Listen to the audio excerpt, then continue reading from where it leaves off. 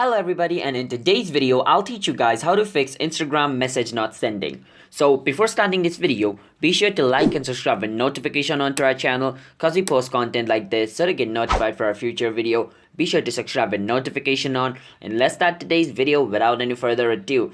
So if you're having problems sending message on Instagram, so like you're sending a message but it's not being delivered, then first check your internet connection. If your internet connection is unstable, then this problem might occur, but if your internet connection is stable, then the second thing you can do is go to your Google and search for is Instagram server off. Let me search.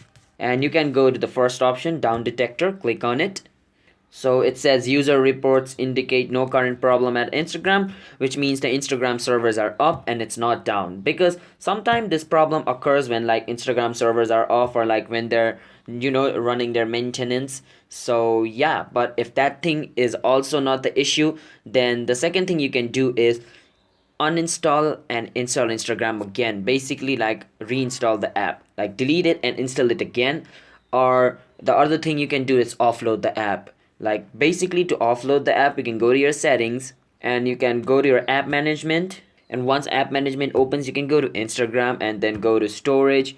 And in my phone, like the setting interface is a bit different because I'm using Oppo, but if you're using like iPhone, Samsung or other Android devices, then your setting interface might be different. Basically it's just called offloading the app. Like you can search on your YouTube, like write the name of your phone brand, like mine is Oppo. I'm just gonna go on YouTube and search for how to offload app on Oppo mobile and do the same thing, clear data. And if I click on clear, then it's like reinstalling my app again. It offloads my app.